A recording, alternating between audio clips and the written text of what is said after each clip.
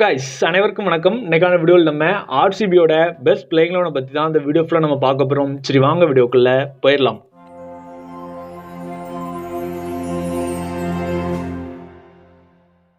IPL 2024க்கான first match CSK versus ஆர்சிபிக்கு இடையில நடக்கிறதா இருக்கு. அதுல இன்னைக்கு நம்ம ஆர்சிபியோட பிளேயிங் லெவனை பத்தி தான் பார்க்க போறோம். ஓபனர்ஸ்னு எடுத்துக்கிட்டோம்னா இதுக்கு எல்லாத்துக்குமே ஆன்சர் தெரியும். வேற யாருமே இல்ல, Faf du Plessis and Virat Kohli தான். லாஸ்ட் இயர் ஆர்சிபிக்கு டுப்ளசிஸ் தான் கேப்டனா இருந்தாரு. லாஸ்ட் சீசன்ல ஆர்சிபியால குவாலிஃபை கூட ஆக முடியல.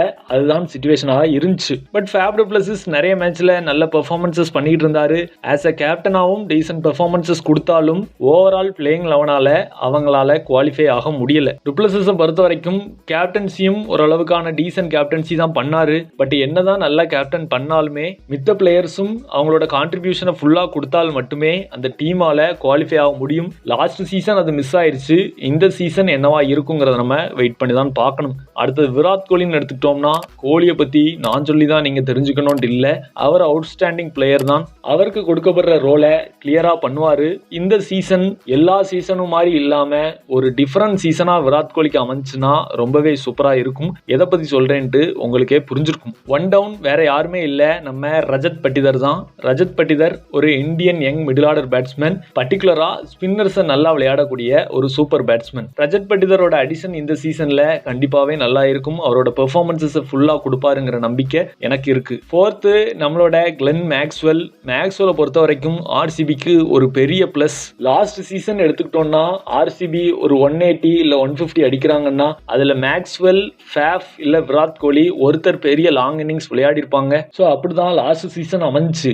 இந்த சீசன் அதுல இருந்து ஏதாட்டும் மாறுபடுமான்னு பார்த்தா அதற்கு வாய்ப்பே இல்லைங்கிற மாதிரி தான் ஸ்குவாடும் இருக்கு. பிளேயிங் லெவனும் திணிக்கிற மாதிரியான ஒரு சிச்சுவேஷன் இருக்கு. பட் என்ன நடக்குங்கிறத நம்ம வெயிட் பண்ணி பார்க்கலாம். பட் மேக்ஸ்வெல்லை பொறுத்த வரைக்கும் ஆர்சிபிக்கு ஒரு அருமையான எடிஷன். லாஸ்ட் இயர்லயும் நல்ல பெர்ஃபார்மன்சஸ் பண்ணாரு. ரீசனா நடந்த வேர்ல்டு கப்ல பவுலிங்லயும் ஆஸ் ஆல்ரவுண்டரா நல்லா இம்ப்ரூவ் ஆயிருக்காரு. சோ இது கண்டிப்பா ஆர்சிபிக்கு ஆடட் அட்வான்டேஜ் தான். ஃபிஃப்த்து நம்மளோட கேமரன் கிரீன்.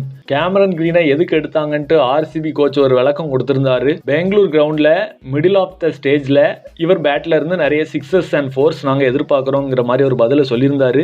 என்னோட பெர்சனல் தாட் என்னன்னு பாத்தீங்கன்னா அனிந்து அசரங்காவை கம்மியான அமௌண்ட்ல அழகா எடுத்திருக்கலாம். சரி அதை மிஸ் பண்ணியிருந்தாலும் நோ வரிஸ். கேமரன் கிரீனை அவ்வளவு அமௌண்ட் கொடுத்து எடுக்கிறதுக்கான காரணம் என்னன்ட்டு கிளியராவே எனக்கு புரியல. அப்புறம் ஏன்டா பிளேயிங் லெவன்ல வச்சிருக்கீங்கன்னு கேட்டீங்கன்னா வேற வழியே இல்ல. அவ்வளவு அமௌண்ட் கொடுத்துட்டு அவரை பிளேயிங் லெவன்ல விட்டு வெளியவும் உட்கார வைக்க முடியாது. கேமரன் கிரீன் ஆஸ் ஆல்ரவுண்டரா நல்ல பிளேயர் தான். பட் லாஸ்ட் இயர் மும்பை இந்தியன்ஸ்க்கு பேட்டிங்ல நல்ல பெர்ஃபார்மன்சஸ் கொடுத்தாரு. அதை நான் ஒத்துக்கிறேன். பட் பவுலிங்ல அந்த அளவுக்கான பெர்ஃபார்மன்ஸஸ் கொடுத்தாரான்னு கேட்டா அதுதான் கிடையாது. ஆர்சிபிக்கு இப்ப என்ன வேணும்னு நம்ம எதிர்பார்த்தோம்னா கண்டிப்பா பவுலிங் தான் தேவைப்படுது. பவுலிங் அந்த அளவுக்கு டிமாண்டா இருக்கு. இப்படி ஒரு பட்சத்துல ஒரு பேட்டிங் ஆல்ரவுண்டர் எடுத்து வச்சிருக்காங்க. இது எந்த அளவுக்கு ஆர்சிபிக்கு கை கொடுக்கும்ங்கிறது எனக்கு தெரியல.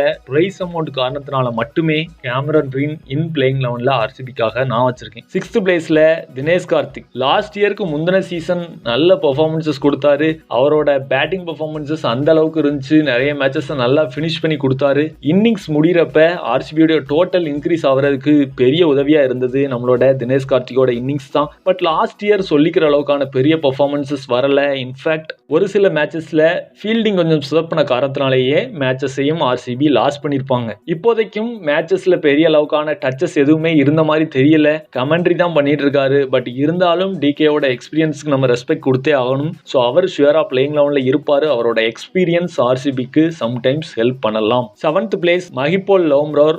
அப்படி இல்லைன்னா ஷுயாஸ் பிரபுதேசாய். ஸோ இவங்க ரெண்டு பேரும் தான் லாஸ்ட் சீசனும் இருந்தாங்க.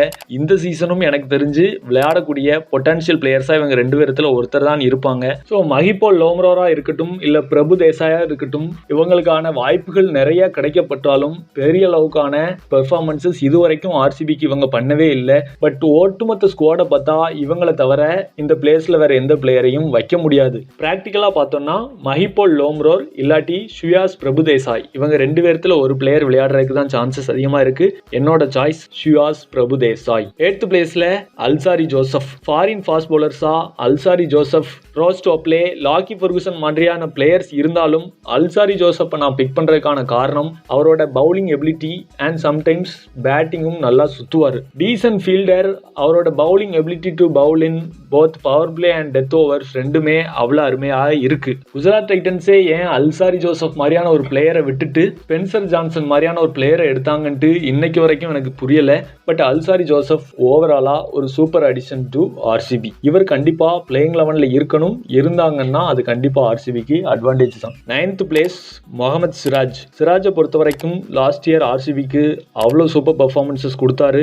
டெத் ஓவர்ஸ்ல இவரோட பவுலிங் பெரிய அளவுக்கு எஃபெக்டிவா இல்லைனாலும் பவர் பிளேல இவரோட பவுலிங் அட்டாக் கண்டிப்பா ஆர்சிபிக்கு அட்வான்டேஜ் ஆகத்தான் இருக்கும். சப்போஸ் இப்ப பிச்சு கை கொடுக்குதுன்னு வச்சுப்போமே, பவர் பிளேல சிராஜ் வேற மாதிரியான ஒரு பவுலராக தெரிவாரு. இதுல எந்த விதமான ஆற்று கருத்துகளும் இல்ல. இவரை பெர்ஃபெக்டா யூஸ் பண்ணாங்க அப்படின்னா அது ஆர்சிபிக்கு பெரிய அட்வான்டேஜ் தான். இவரை கண்டிப்பா சிராஜ் டீசன்ட் பெர்ஃபார்மன்ஸஸையே கொடுப்பாரு. சப்போஸ் பிச்சு இவருக்கு கை கொடுக்கல அப்படிங்கிற ஒரு ஸ்டேஜில் நம்ம பார்த்தோம்னா ரன்ஸ் கொஞ்சம் நிறைய லீக்ஸ் பண்ணதான் செய்யறாரு. பட் ஆர்சிபியை பொறுத்த வரைக்கும் இவர் கண்டிப்பா ஒரு நல்ல வேர்ல்ட் கிளாஸ் பிளேயர் தான். 10th place Karan Sharma. இவ்வளவு பெரிய பேலஸ்க்கே ஒரே ஒருத்தன் தான் பெயிண்ட் அடிக்கிறான், வேற யாரும் இல்ல நம்ம கோபாலுங்கிற மாதிரி ஒரு ப்ராப்பர் எக்ஸ்பீரியன்ஸ்டு ஸ்பின்னர் பார்த்தோம்னா கரண் சர்மா மட்டும்தான் இருக்கிறாரு. இவரை வச்சு ஒரு டோர்னமெண்ட் ஃபுல்லா ஸ்பின் அட்டாக் நம்ம சமாளிக்கணும்னா அது உண்மையிலே பெரிய கஷ்டம் தான். இந்த ஒரு பாட்டை ராயல் சேலஞ்சர்ஸ் பெங்களூர் எப்படி ஹேண்டில் பண்ண போறாங்கன்னு பாக்குறதுக்கு அவ்வளவு ஆர்வமா இருக்கு.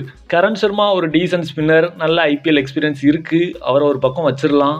இவர் கூட பார்ட்டிசிபேட் பண்ணக்கூடிய மித்த ஸ்பின்னர்ஸ் யாருன்னு பார்த்தோம்னா கொஞ்சம் டவுட் தான். இப்போதைக்கு இருக்க ஆப்ஷன் பார்த்தோம்னா மேக்ஸ்வெல் ஒரு டீசன்ட் ஸ்பின் பவுலரா தெரிகிறாரு.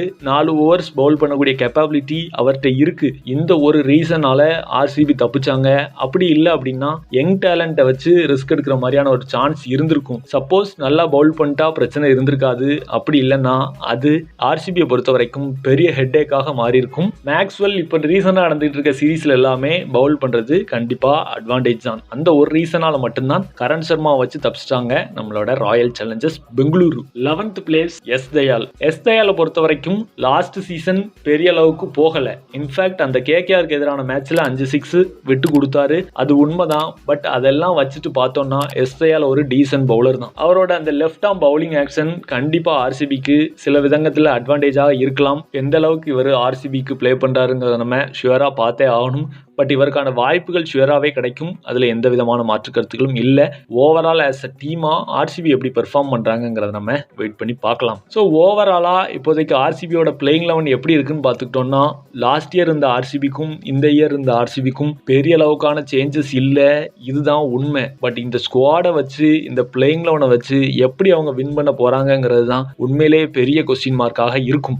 ஓப்பனாக பேசணும்னா ஸ்பின்னர்ஸ் பெரிய அளவுக்கு இல்லை. அது ரொம்ப பெரிய மைனஸ்.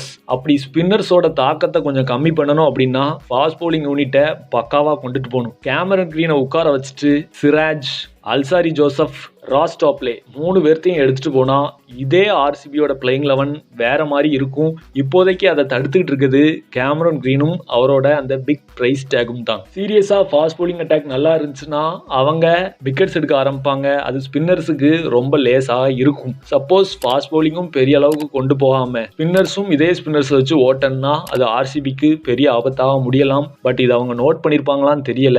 என்ன பண்ணுவாங்கிறத நம்ம வெயிட் பண்ணி பார்க்கலாம். இன்னைக்கான வீடியோ அவ்வளவுதான். கண்டிப்பா இந்த வீடியோ உங்களுக்கு இன்ட்ரெஸ்டிங்காகவும் எக்ஸைட்டிங்காகவும் இருந்திருக்கும் அப்படின்னு சொல்லி நம்புறேன். நம்ம சேனல் இந்த மாதிரி கிரிக்கெட் ரிலேட்டட் அப்டேட்ஸ் எக்கச்சக்கம் கொடுத்துட்டு இருக்கோம். அதுல உங்களுக்கு இன்ட்ரெஸ்ட் இருந்துச்சுன்னா மறக்காம சேனலை சப்ஸ்கிரைப் பண்ணி சப்போர்ட் பண்ணுங்க. எல்லாரும் வீடியோ பார்த்ததுக்கு நன்றி. தேங்க்ஸ் ஃபார் வாட்சிங். இன்னொரு சந்திப்போம். நன்றி, வணக்கம், பாய்.